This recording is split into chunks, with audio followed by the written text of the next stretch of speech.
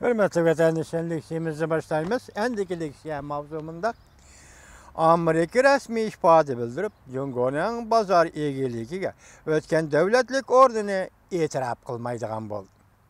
Mavzuda haber 12. ayının 1. günü Amerika avazının Xitay til programı ilan kılın. Haber mundaq başladı. Washington, Amerika Qo'shma Shtatlar hükümeti Jungo'nun Dünya Savdo Teşkilatı işçide bazar egiligiga ötken devletlik ordini talep qilishni resmi rad qildi. Rad qilish dunyoda ikki cho'ng iqtisod davlati o'rtasida munosabatlarni texmo jiddiylashtirishi mumkin. Prezident Trump hükümeti 11. ayının 30. günü ştabı Ceneva'ya joylashgan Dünya Savdo Teşkilatı'nın baş ştabıga bu kararını topshirdi. Ve Amerika hükümetinin tunji qatam Jungo'nun Dünya Savdo Teşkilatı işide bazar egiligiga ötken devlet o'rni ega bo'lish talablariga qarshi pozitsiya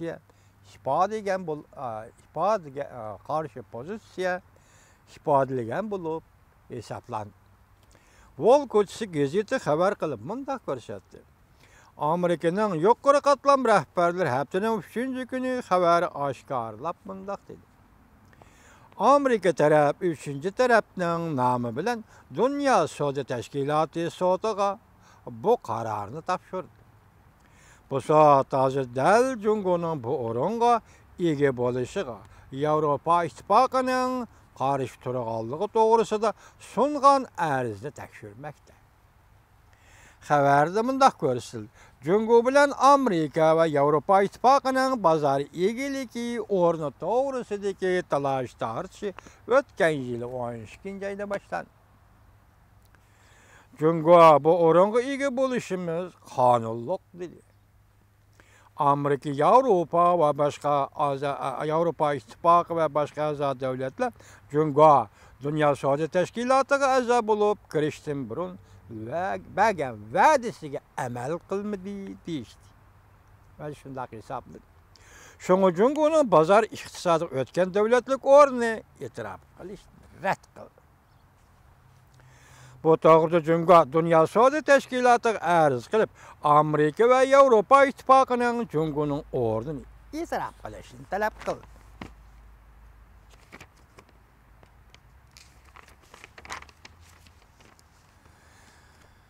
Sotning hukmi Jungo'ga foydali bo'lgandimi, Amerika maydonini o'zgartmaydi. Ya'ni bozor egiligi o'tgan davlatlik o'rnini e'tirof qilishni rad qilishdan iborat bu maydonini Amerika o'zgartmaydi. Chunki davlat majlisi allaqachon qonun turg'izib, bozor egiligining shartlarini belgilab bo'ldi. Jungo bu shartlarni qanoatlantirolmadi. Amerika va Yevropa Ittifoqi mundaq hisobladi. Jungo hukumati iqtisodga eg'ir aralashib oldi. Bozor ahvolini burmiladi. O'zining zavod shirkatlariga adil bo'lmagan raqobat ustunligi bilan ta'minlab, o'zining zavod shirkatlarini adil bo'lmagan raqobat ustunligi bilan ta'minlab, savdo sheriki bo'lgan davlatlarning raqobat va foydasiga ziyon soldi. Wall ko'chasi gazeti xabar qilib mundaq ko'rsatdi. Bu qatimqi elishning munosabat doirasi intayin zo'r. Chunki kunlarning birida bir davlatga g'ayri bozor egiligi o'rnida turgan davlat deydigan marka choplangan aman bu demak. Boshqa pul birligini asos qilgan davlatlar texmo ixtiyoriy holda bu davlatning eksport tovarlaridan yuqori normali bajalalaydi. Demak, bozor egiligi o'tgan davlatlik o'rnini Jungo'ning rad qilgandan keyin dunyo savdosiga a'zo davlatlar Jungo'ning malbesat tovarlari shu davlatlarga eksport qilingan bo'lsa, u davlatlar import qilgan bo'lsa, demak, rad qilingandan keyin endilikda yuqori normada bajariladi. Xabarda mundaq ko'rsatildi. Iqtisodshunoslar hisobladiki, Amerika va Yevropa Ittifoqi Jungo'ni bozor iqtisodiga o'tmagan davlat deb hisoblasa, Cungo'nun yasıgıcı zavutları bir neçe milyar dollar ziyan tartıdı. Amerika bilen Avrupa İttifakı Cungo'dan import kılıngan bir kısım tuvarlağa 100%'in artık tamojna beje koydu. Bir cümle kıstırıp koyaylı, 20. asırın 70. yıllarının ahırında Amerika Qo'shma Shtatları hükümeti Cungo bilen savdo münasebetleri bolgan edi. Şu vaqtda Cungo'nun janubidagi 5 o'lka ishlab chiqargan mahsulotlarni esa Amerika bozorlariga kiralaydi degan mahsulotlar nayta tuvan boj birligida. Mesela 10 dollarga 1 dollar boj qo'yish bilan kirib kelgan edi. Aralıkta zaman ötdi, keyin ahirda leksiyani var. Analizde so'zlaymiz.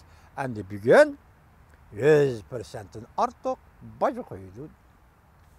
Prezident Trump hükümeti bir yıl içinde Cungo'dan import kılıngan tovarlarga tökmek qilib satishga, qarshi turish ve haq qo'shib berishni tekshirish orqali bugungacha qo'sh taraflik qarshi tekshirishni yo'l qo'ygan deyiladi.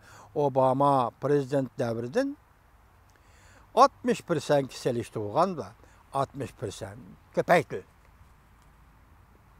Ya prezident davri keçirala, prezident davriga selishtirganda 60% ko'paydi. Bu prezident Obama davrida, sobiq prezident Obama davrida 60% emas. Hozir 60% ko'paytirildi. Amerika savdo vakili Leitzer 6-oyda davlat majlisi guvohlikdan o'tganda, agar Cungo'nun dünya savdosidagi o'rni masalasida bir usal qaror elinadigan bo'lsa, bu demak Dünya savdo tashkilotiga opet elib keladigan bir ishdir deb ko'rsatdi. Dikkat vatandaşım. Nima dedi Amerika Qo'shma Shtatlarning savdo vakili Leitzer 6-oyda davlat majlisida guvohlikda o'tganda, agar Cungo'ning dunyo savdosiga o'rni masalasida bir usal qaror elinadigan bo'lsa, bu demak dunyo savdo tashkilotiga opet elib keladigan bir ishdir deb ko'rsatgan. Demek bugün Amerika Qo'shma Shtatlari ve Avrupa İttifakı o'xshashda qaror qildiki, Cungo'nun Dünya Savdo Tashkilotidagi bozor egaligiga o'tgan davlatlik o'rnini isrof qilishni rad qildi.